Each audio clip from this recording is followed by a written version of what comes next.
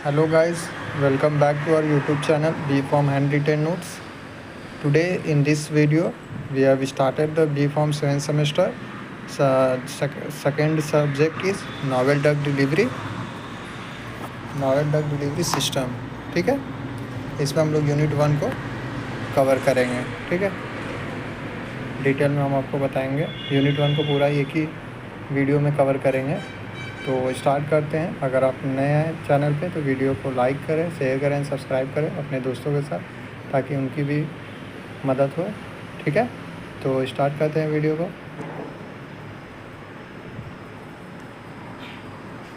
क्या है पहला, ये यूनिट 1 का जो है हमारा चैप्टर का नाम कंट्रोल ड्रग डिलीवरी सिस्टम.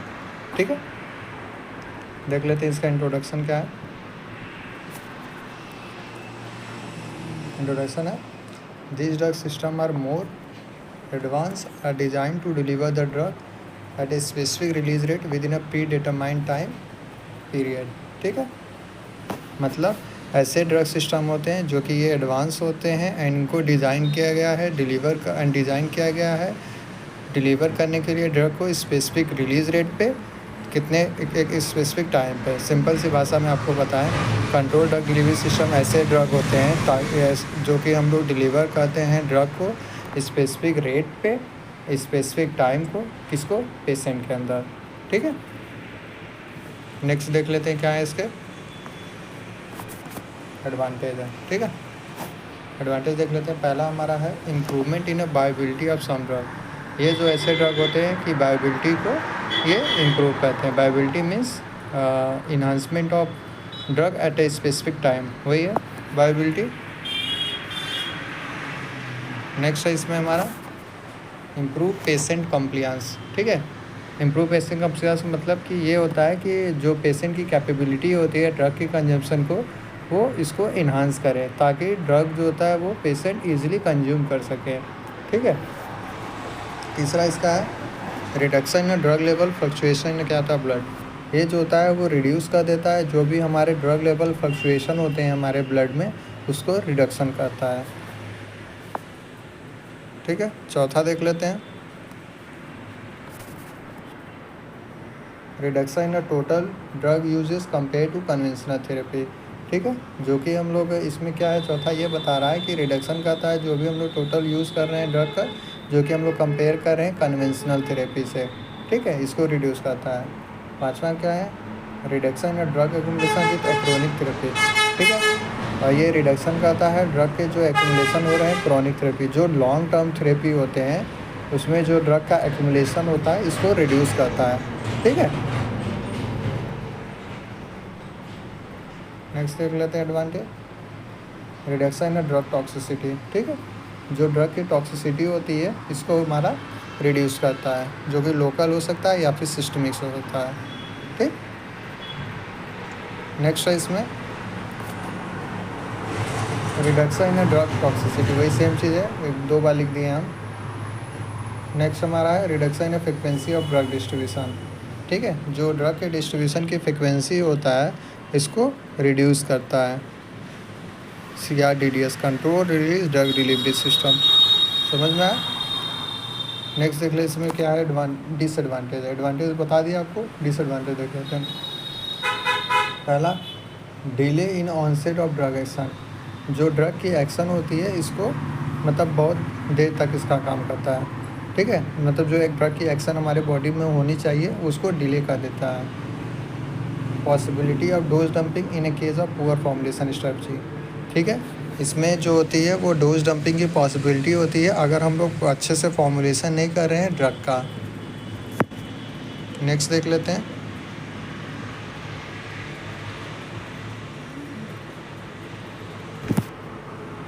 तीसरा है increase potential for first pass metabolism.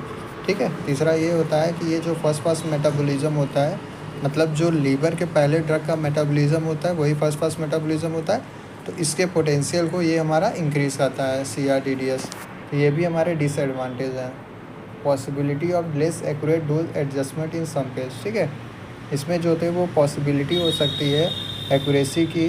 ठीक है, जो कि एडजस्टमेंट करने में थोड़ी दिक्कत होती है, ये भी डिसएडवांटेज है. नेक्स्ट हमारा not all drug are suitable for formulation to dosage form. सारे ड्रग जो होते हैं वो सुटेबल नहीं होते हैं ये CRDDS के फॉर्मुलेशन में, ठीक है। जैसे कि वही CRDDS फॉर्मुलेशन मीन्स तो वही control release drug delivery system, ठीक है, समझ में आया। नेक्स्ट देख लेते हैं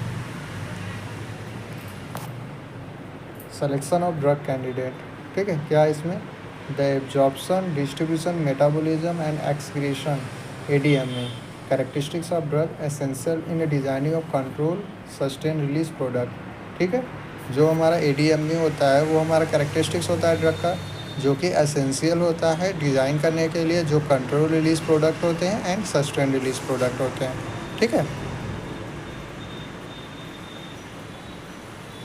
नेक्स्ट हमारा an optimum range of given pharmacokinetic parameter of drug is necessary beyond which is control sustained delivery is difficult। मतलब जो ऑप्टिमम रेंज होती है हमारे फार्माकोकाइनेटिक पैरामीटर की ड्रग का वो नेसेसरी होता है, अगर हम लोग उसके बियॉन्ड जाएंगे कंट्रोल एंड सस्टेन डिलीवरी के तो वो डिफ़िकल्टी होगी।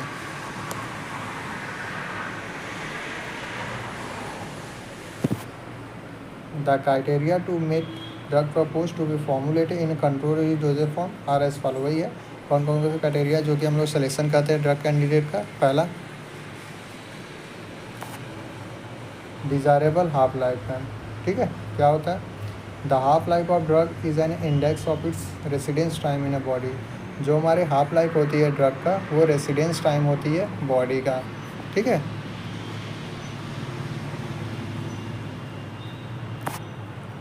If the drug has a short half-life less than 2 hours, the dosage form may accurate contain probability large quantity of drug, ठीक है। पर ड्रग का हाफ लाइफ शॉर्ट है, ठीक है, या फिर 2 आवर्स से लेस है, मतलब कम है, 2 घंटे से कम है, तो जो डोजेज फॉर्म होते हैं वो प्रोबेबिलिटी लार्ज क्वांटिटी होते हैं ड्रग के कंटेन करने के लिए, ठीक है। The drug should have half life of 3 to 4 hour, ठीक है। जो ड्रग की हाफ लाइफ होती है वो जनरली 3 से 4 घंटे के लिए होती है। नेक्स्ट इसमें क्या है, second high therapeutic index. The drug with low therapeutic index are unsuitable for incorporation में कंट्रोल रिलीज फॉर्मुलेशन। मतलब ये है कि जो ड्रग का थेरेपेटिक इंडेक्स होता है वो कम होता है तो वो मतलब अनसूटेबल होता है कंट्रोल रिलीज फॉर्मुलेशन के लिए। थेरेपेटिक इंडेक्स मतलब कि थेरेपेटिक अगर हम लोग ड्रग को कंज्यूम कर रहे हैं तो उसका थेरेपेटिक इफेक्ट क्या आ रहा है हमारे बॉडी में, इसी को हम लोग बोलते हैं थेरेपेटिक इंडेक्स। अगर ड्रग की थेरेपेटिक इंडेक्स कम है तो ये सूटेबल नहीं होता है कंट्रोल रिलीज फॉर्मुलेशन के लिए, पहला पॉइंट बोल रहा है। नेक्स्ट है सेकेंड पॉइंट, इसमें क्या कर रहा है,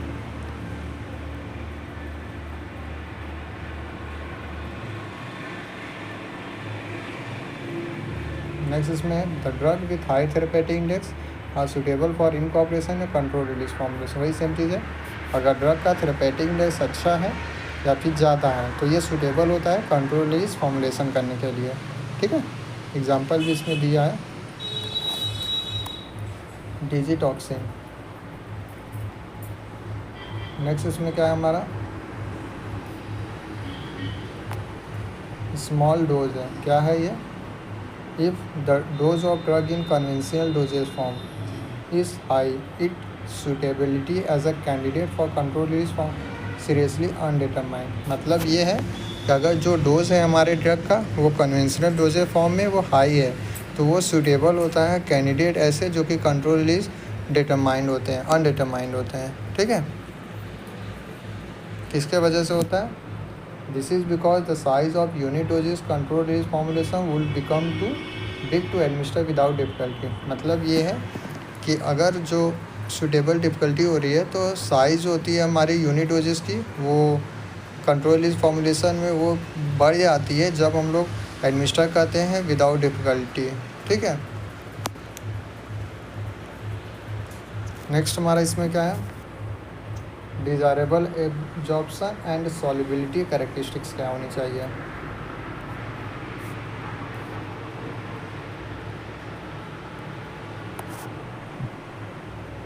absorption of poor water soluble drug is of dissolution rate limited. जो हमारे पुअर वाटर सोल्यूबल ड्रग होते हैं उनके जो एब्जॉर्प्शन होते हैं वो डिसोल्यूशन रेट लिमिटेड होते हैं, ठीक है। इट में रिड्यूस ओवरऑल एब्जॉर्प्शन, ये जो होते हैं हमारे रिड्यूस कर देते हैं सारे जो मतलब ओवरऑल जो एब्जॉर्प्शन हो रहा है हमारे ड्रग का उसी को रिड्यूस कर देते हैं, ठीक। नेक्स्ट इसमें है desirable absorption window.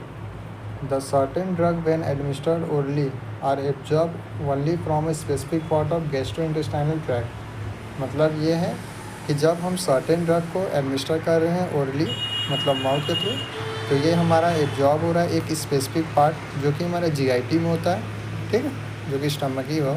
Absorption stomach में ही होता है ताकि डिसइंटीग्रेट, एब्जॉर्प्शन इंटेस्टाइन में होती है, लेकिन उससे पहले जो होता है स्टमक में डिसइंटीग्रेशन होता है हमारे ड्रग का, वही बोलना चाह रहा है, ठीक है। और ये है this part is refer as absorption window, इसी को हम लोग बोलते हैं एब्जॉर्प्शन विंडो, ठीक है। इसमें जो ड्रग आते हैं ड्रग एक्सहिबिटिंग एब्जॉर्प्शन विंडो जैसे कि फ्लोरायूरेसिल, थाइजोरेटिक, ये सब लूप डायरेटिक के हैं, ठीक है। If formulated as a control release doses form are unsuitable, मतलब ये है कि अगर हम लोग इसको फॉर्मुलेट कर रहे हैं as a control release doses form में तो ये हमारे अनसूटेबल होंगे, ठीक है। नेक्स्ट इसमें क्या आपको बताना है, physiological and biological properties of drug, ठीक है। अगर वीडियो पसंद आ रही हो तो प्लीज़ वीडियो को लाइक करें, शेयर करें, सब्सक्राइब करें। एंड जो भी कोई दिक्कत हो प्लीज़ कमेंट बॉक्स पे आप मैसेज करके बता सकते हैं जो भी टॉपिक आपको ना समझ में आए, ठीक है। वीडियो पे आते हैं। पहला हमारा है physiological properties.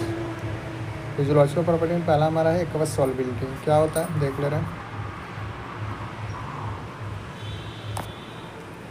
Week water soluble drug are difficult to design the control release formulation, मतलब ये है कि जो कमज़ोर वाटर सोल्यूबल जो ड्रग होते हैं इनको डिफ़िकल्टी होती है डिज़ाइन करने में कंट्रोल रिलीज फॉर्मुलेशन करने के लिए, ठीक है। जिसकी सॉल्युबिलिटी जो होती है वो ड्रग की हाई होती है तो ये बस्ट कर जाता है और ये रिलीज़ हो जाता है प्लाज्मा ड्रग कंसंट्रेशन से, ठीक है।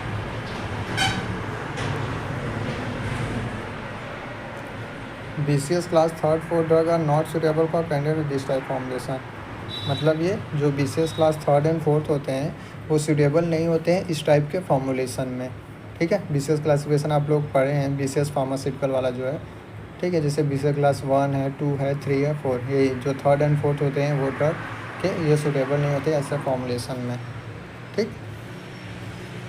नेक्स्ट इसमें क्या है, पार्टीशन कोएफिशिएंट वैल्यू जो कि P वैल्यू है। P value denotes the fraction of drug into oil and aqueous phase that is significant factor that affect the passive diffusion of drug across the biological membrane। इतना बड़ा लिख दिया आपको समझ में ही नहीं आएगा, सिंपल सा बताते रहे। P वैल्यू होता क्या है, ये हमारा फ्रैक्शन होता है ड्रग का ऑयल एंड एक्वस फेज का, जो कि सिग्निफिकेंट फैक्टर होता है हमारे, ठीक है। सिग्निफिकेंट फैक्टर होता है जो कि हमारे अफेक्ट करता है पैसिव डिफ्यूजन को ड्रग को, जो कि हमारा कहाँ पे होता है biological drug across the biological membrane, ठीक है। समझ में आया। नेक्स्ट देख लेते हैं।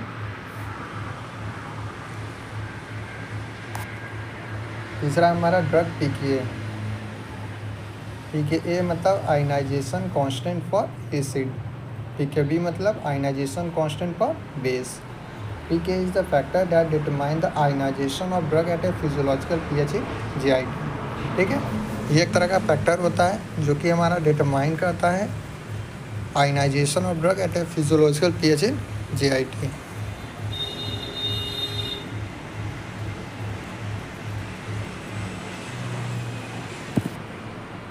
Generally the high ionized drug are poor candidate for central release drug delivery system, ठीक है। जो हाईली आयोनाइज्ड ड्रग होते हैं वो पुअर कैंडिडेट होते हैं CRDDS के लिए, एंड जो लो आयोनाइज्ड ड्रग होते हैं वो अच्छे कैंडिडेट होते हैं सुटेबल करने के लिए कंट्रोल रिलीज फॉर्मुलेशन करने के लिए, ठीक है। नेक्स्ट देख लेते हैं। ड्रग स्टेबिलिटी क्या होता है। Drug that are stable in a acid base enzymatic degradation and other gastric fluid are good candidate for central release drug delivery system। वही सेम चीज़ है, ऐसे ड्रग जो कि हमारे स्टेबल हो एसिड में, बेस में, एंजाइम में, ठीक है, एंड गैस्ट्रिक फ्लूइड में, ये अच्छे कैंडिडेट होते हैं डिज़ाइन करने के लिए control release drug delivery system को, ठीक है। नेक्स्ट इसमें क्या है हमारा, molecular size and molecular weight क्या है। The molecular size and molecular weight are two important factor which affect the molecular diffusibility across the biological membrane. कहना क्या जा रहा सॉरी, जो molecular size and molecular weight होते हैं वो हमारे दो इम्पॉर्टेंट फैक्टर हैं जो कि अफेक्ट करते हैं हमारे मॉलिकुलर डिफ्यूजिबिलिटी को बायोलॉजिकल मेम्ब्रेन के अक्रॉस। ठीक है। नेक्स्ट देख लेते हैं इसमें क्या है। The molecular size less than 400 dalton is easily diffuse but greater than 400 dalton create problem in drug diffusion. मतलब ये है, ऐसे मॉलिकुलर साइज, जो ड्रग के मॉलिकुलर साइज होते हैं वो 400 डेल्टन होंगे, तो ये जो होते हैं वो ईजिली डिफ्यूज़ हो जाते हैं। और जो ड्रग की मॉलिकुलर साइज 400 डेल्टन से ज़्यादा है तो ड्रग का डिफ्यूज़न जो होते हैं वो अच्छे से नहीं होता है। ठीक है, प्रॉब्लम होती है। नेक्स्ट कौन सी प्रॉपर्टी है, बायोलॉजिकल। ठीक, बायोलॉजिकल प्रॉपर्टी में पहला हमारा क्या है, एब्जॉर्प्शन। नाम से ही समझ में आ रहा है एब्जॉर्प्शन होना ड्रग का। The absorption rate should rapid than release rate to prevent the dose dumping. वही सेम चीज़ है, एब्जॉर्प्शन रेट होगा, अगर ड्रग का एब्जॉर्प्शन रेट रैपिड होगा तो रिलीज रेट भी अच्छा होगा। एंड जो डोज का डंपिंग, मतलब जो अगर एब्जॉर्प्शन अच्छा हो रहा है तो ड्रग अच्छे से रिलीज़ भी होगा। अगर डोज डंपिंग हुआ मतलब ड्रग का एब्जॉर्प्शन अच्छे से नहीं होगा तो वो अच्छे से रिलीज़ आउट भी नहीं होगा। और ये जो एब्जॉर्प्शन रेट होता है वो प्रिवेंट करता है डोज डंपिंग को। ठीक है, समझ में आया। The various factor like aqueous solubility, log P, acid hydrolysis which affect the absorption drug. ठीक है, जैसे कौन कौन से फैक्टर जो कि हमारे अफेक्ट करते हैं एब्जॉर्प्शन ऑफ ड्रग। पहला हमारा है एक्वस की सॉल्युबिलिटी, लॉग पी वैल्यू होगी, एसिड की हाइड्रोलिसिस होगी जो कि हमारे अफेक्ट करता है एब्जॉर्प्शन ऑफ ड्रग। ठीक है, समझ में आया। नेक्स्ट देखते हैं। नेक्स्ट हमारा है बायोलॉजिकल हाफ लाइफ, जिसको T1/2 से डोनेट करते हैं। Ideally the drug have T of 2 to 3 hour are suitable for candidate for CRDDS। ये सेम चीज़ है, जो ड्रग का बायोलॉजिकल हाफ लाइफ होता है वो हमारा 2 से 3 घंटे के लिए होता है। एंड यही जो होता है वो सूटेबल होता है control release drug delivery system, जो कि CRDDS से डिनोट है। ठीक है। नेक्स्ट इसमें क्या है, the drug have a biological half life more than 7-8 our not use for control. ठीक है, अगर ड्रग की बायोलॉजिकल हाफ आवर जो होती है वो 7 से 8 घंटे से ज़्यादा होगी तो ये सूटेबल नहीं होते हैं control release drug delivery system के लिए। समझ में आया। नेक्स्ट देख लेते हैं डोज साइज। डोज साइज में क्या है, the CRDDS formulated to eliminate repetitive dosing so it must contain large dose than conventional doses form. मतलब ये है, जो CRDDS का फॉर्मुलेशन करते हैं उसको एलिमिनेट करने के लिए जो रेपिटेटिव डोजिंग हो रहा है, हम लोग ड्रग का कंजप्शन कर रहे हैं, तो ये कंटेन करता है लार्ज डोज जो कि कन्वेंशनल डोजेस फॉर्म की कंपेयर में। ठीक है, ये डोज साइज में आएगा। नेक्स्ट हमारा क्या है इसमें, थेरेपेटिक विंडो। नाम से ही समझ में आ रहा है, therapeutic effect of drug. The drug with narrow therapeutic index which are not suitable for CRDDS। वही है, अगर ड्रग का थेरेपेटिक इंडेक्स कम है तो ये सुटेबल नहीं होता है CRDDS के लिए। नेक्स्ट है, if the delivery system fail to control release full case dose dumping and ultimate toxicity. वही सेम चीज़ है, अगर जो ड्रग की डिलीवरी हो रहा है, ठीक है, जो ड्रग डिलीवरी सिस्टम है कंट्रोल रिलीज का वो फेल हो जा रहा है तो वो कॉज करेगा डोज डंपिंग का एंड अल्टीमेटली जो जाके रिजल्ट में वो टॉक्सिसिटी क्रिएट करेगा ड्रग का हमारे बॉडी में। ठीक है, समझ में आया। नेक्स्ट देख लेते हैं absorption window. The drug which show absorption from the specific segment in a GIT are poor candidate for CRDDS। मतलब ये है कि जो ड्रग होते हैं वो शो करते हैं हमारे एब्जॉर्प्शन स्पेसिफिक सेगमेंट जो कि GIT गैस्ट्रोइंटेस्टाइनल ट्रैक्ट है, जो कि हमारे पुअर कैंडिडेट होते हैं control release drug delivery system के लिए। ठीक है, drug which absorb throughout the GIT are good candidate for control release. ठीक है, अगर ड्रग का एब्जॉर्प्शन जो होता है वो GIT के थ्रू हो रहा है तो ये अच्छा कैंडिडेट माना जाता है control release drug delivery system के लिए। ठीक, समझ में आया। अगर समझ में आ रहा है तो प्लीज़ वीडियो को लाइक करें, शेयर करें, सब्सक्राइब करें एंड कोई भी दिक्कत हो तो आप कमेंट बॉक्स में आप मैसेज करके बता सकते हैं, ठीक है, एंड क्वेश्चन पूछ सकते हैं। वीडियो पे आते हैं। Approach to design control release formulation. कौन कौन से अप्रोच होते हैं डिज़ाइन करने के लिए कंट्रोल रिलीज फॉर्मुलेशन में? पहला है डिफ्यूज़न सिस्टम, ठीक, इसमें दो आते हैं, देख ले रहे हैं। रिजर्वायर डिवाइस है, मैट्रिक्स डिवाइस है। सेकेंड और थर्ड क्या है? सेकेंड डिसोल्यूशन सिस्टम है, तीसरा हमारा है ion exchange resin control release system है। इसको भी देख लेते हैं बारी बारी क्या होता है।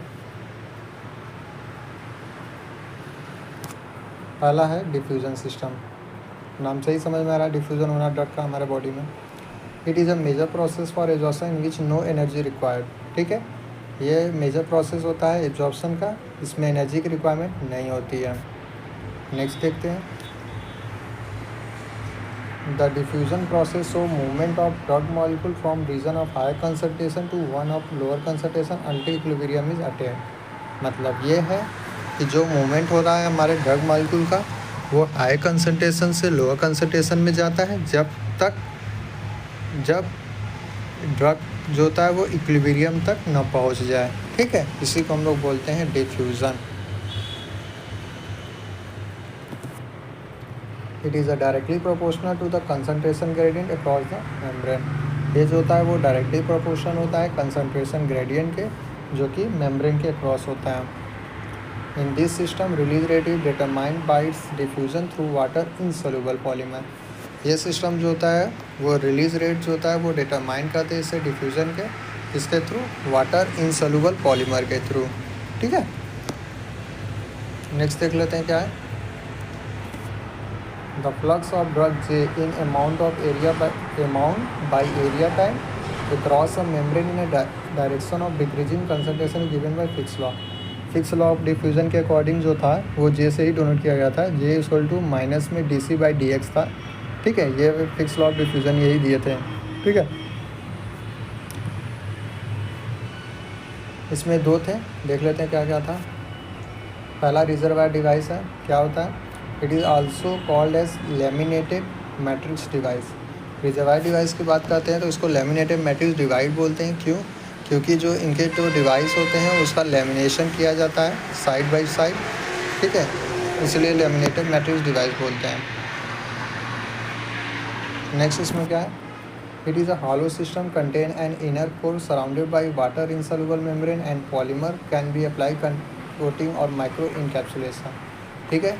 ये एक तरह का हॉलो सिस्टम होता है जो कि कंटेन करता है हमारा इनर कोर, ठीक है, कंटेन करता है इनर कोर, जो कि इनर कोर जो होता है वो सराउंडेड होता है वाटर इनसोल्यूबल पॉलीमर से एंड कैन बी अप्लाइड होता है कोटिंग के द्वारा एंड माइक्रो इनकैप्सुलेशन के द्वारा, ठीक है। एग्जाम्पल क्या है इसके? नाइट्रो 400 नाइट्रो बीड है, ठीक। नेक्स्ट देख लेते हैं क्या है इसमें। मैट्रिक्स डिवाइस क्या होता है? In the matrix device the drug are active dispersed in a polymer matrix to form homogeneous system known as matrix system. मतलब ये है कि ये मैट्रिक्स डिवाइस में क्या होते हैं, जो ड्रग होते हैं वो एक्टिव डिस्पर्स होते हैं। मतलब ये सिंपल सा है कि जो ड्रग होते हैं हमारे डिस्पर्स होते हैं पॉलीमर मैट्रिक्स में, ताकि ये फॉर्म करते हैं होमोजीनियस सिस्टम, जिसको हम लोग बोलते हैं मैट्रिक्स सिस्टम। होमोजीनियस सिस्टम ऐसे सिस्टम जो ड्रग के जो सॉलिबिलिटी की बात करें तो अच्छे से सॉल्युबल होना हमारे ड्रग का बॉडी में, यही जो होता है वो मैट्रिक्स डिवाइस होता है। इसी डिवाइस की मदद से मतलब डिजॉल्विंग करते हैं ड्रग का, जो कि हमारा होमोजीनियस सॉल्यूशन बनाता है। नेक्स्ट इसमें क्या है हमारा? Dissolution system. नेक्स्ट क्या है इसमें हमारा? डिसोल्यूशन सिस्टम है, क्या होता है? In the drug is in case in a partially soluble membrane and pore are created due to the dissolution of part of membrane। मतलब ये है अगर जो ड्रग है, ठीक है, ये पार्शली सॉल्युबल है एंड पोर में, ठीक है, तो कि क्रिएट करता है हमारे dissolution of part of membrane को, समझ में आया? It permit entry of aqueous medium into core and drug is dissolve और diffuse out of the system. ये हमारा परमिशन करता है एक्वस मीडियम में एंट्री करने का ताकि ये कोर एंड ड्रग को डिजॉल्व करता है एंड डिफ्यूज़ कर देता है हमारे सिस्टम से। एग्जाम्पल की बात करेंगे तो इसमें आता है हमारा इथाइल सेलुलोज, ठीक है। तीसरा हमारा है ion exchange control release system. क्या होता है? Ion exchange resin a cross link water insoluble polymer carrying ionizable function group. Ion exchange resin जो होते हैं वो cross link water insoluble polymer होते हैं जो कि कैरी करते हैं आयनाइजेबल फंक्शनल ग्रुप, ठीक।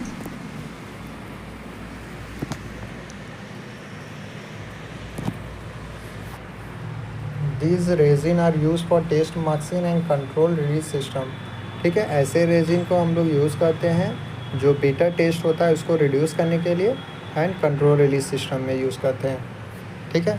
ये जो पहला यूनिट का पार्ट 1 जो था control release drug delivery system, ये पूरा कंप्लीट हो गया है। नेक्स्ट जो है हमारा पार्ट 2 है जो कि पॉलीमर है, ठीक है। देख लेते हैं क्या है, इंट्रोडक्शन देख लेते हैं पहले।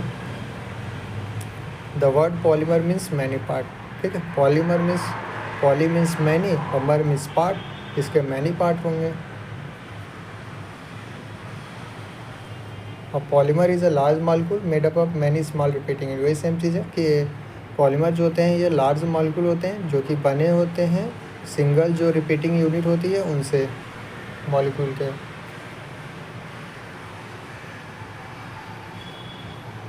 Polymer are consider to be subset of macromolecule. वही सेम चीज़ है, अगर जो मैक्रोमॉलिक्यूल का जो कॉम्बिनेशन होगा तो वही पॉलीमर बनता है, ठीक है।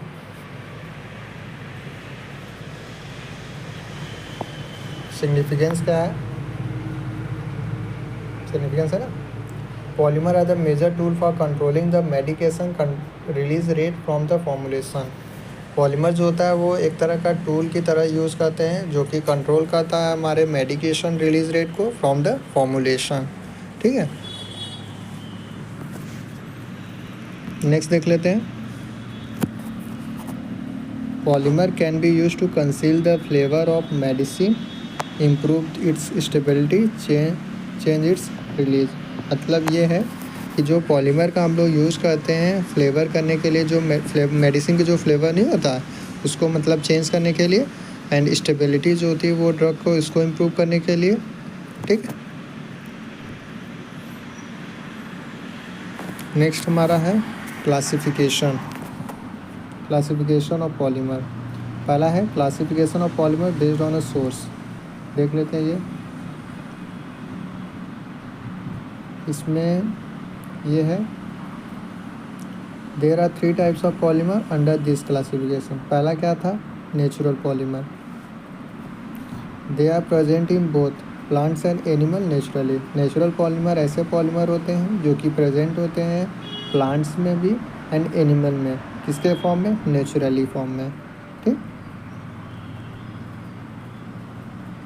They are biopolymer. ये बायोपॉलीमर होते हैं जो कि बायोडिग्रेडेबल पॉलीमर होते हैं ताकि इनको यूज़ कर सके दोबारा भी।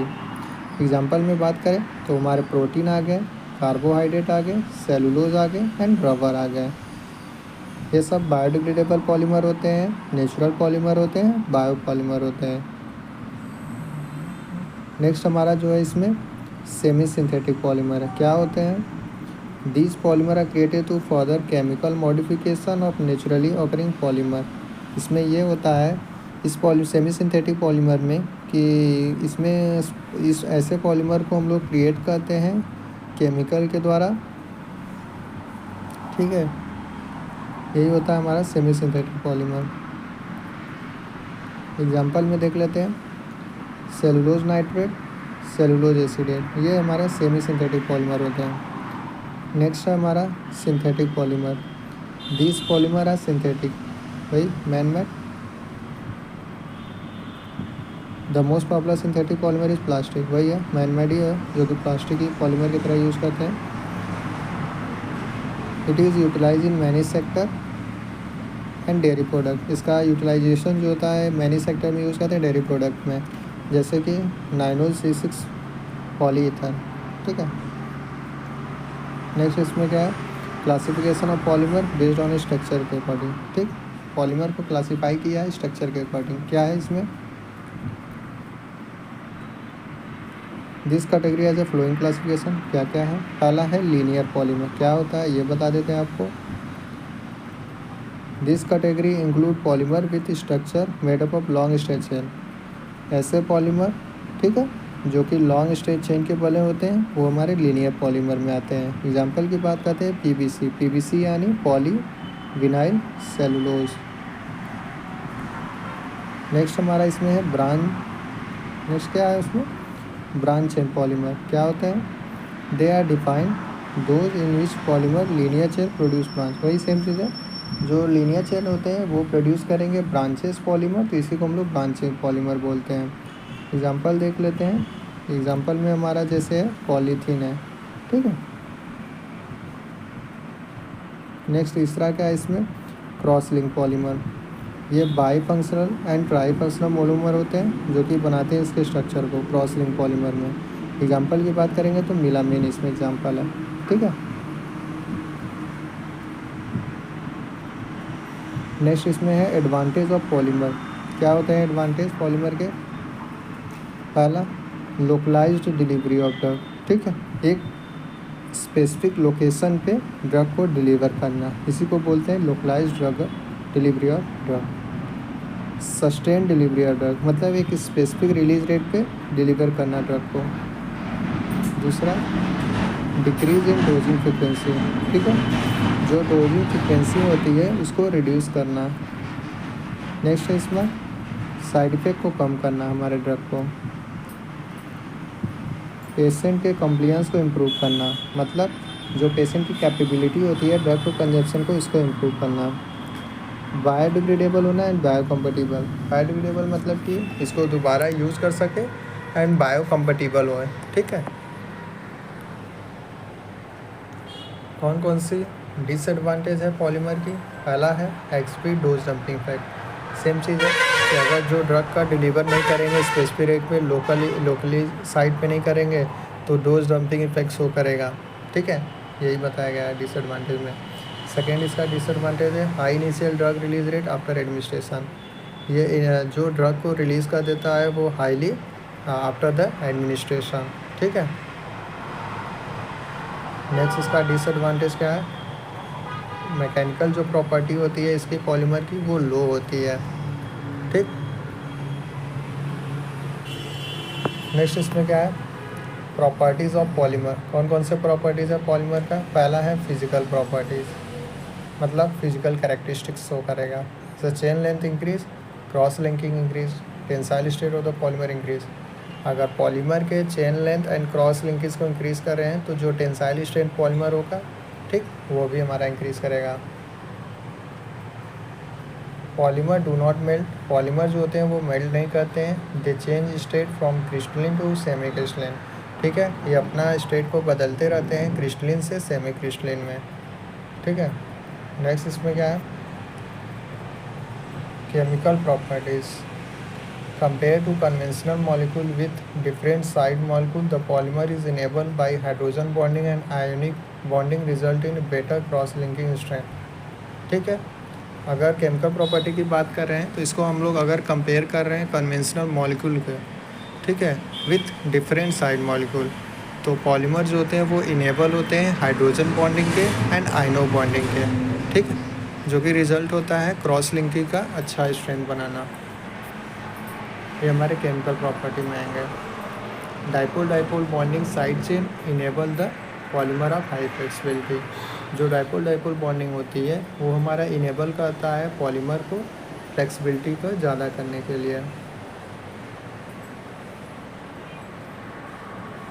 नेक्स्ट इसमें क्या है, polymer with van der Waals force linking chain are also known to be weak but give the polymer a low melting point. इसमें यह है जो ऐसे पॉलीमर जिनके वंडर वाल फोर्स होते हैं हमारे वीक होते हैं, लेकिन ये पॉलीमर के लो मेल्टिंग पॉइंट को भी बताते हैं, ठीक है।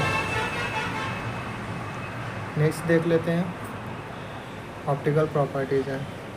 ये क्या है, due to their ability to change their refractive index with temperature.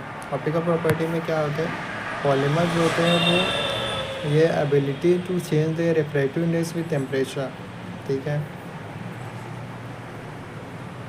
Next इसमें क्या है, they are use in laser for application in spectroscopy analytical application. यही सेम चीज़ है कि ऑप्टिकल प्रॉपर्टी की बात करें तो इसका हम लोग यूज़ करते हैं लेज़र में, ठीक है, जो कि अप्लाई करते हैं हम लोग स्पेक्ट्रोस्कोपिक में एंड एनालिटिकल एप्लीकेशन के लिए।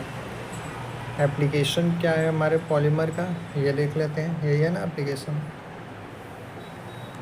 पहला है as a binder in a tablet granulation, binding agent की तरह यूज़ करते हैं पॉलीमर को टैबलेट के ग्रेनुलेशन के लिए। दूसरा है डिसइंटीग्रेट एजेंट की तरह यूज़ करते हैं पॉलीमर को। तीसरा क्या है इसमें, थिकनिंग एजेंट की तरह यूज़ करते हैं। लास्ट जो है हमारा पॉलीमर का यूज़ करते हैं आई प्रॉब्लम को ट्रीट करने के लिए। जैसा आई प्रॉब्लम मतलब कि जो ग्लोकोमा नहीं होता है, इसमें जो होता है वो ट्रीट करने के लिए होता है, ठीक है। तो आज का वीडियो इसी तक। यूनिट 1 हमारा नॉवेल ड्रग डिलीवरी सिस्टम का कंप्लीट हो चुका है इस वीडियो में। अगर वीडियो पसंद है तो प्लीज़ वीडियो को लाइक करें, शेयर करें एंड सब्सक्राइब करो, ठीक है। मिलते हैं नेक्स्ट वीडियो में, तब तक के लिए bye bye and take care.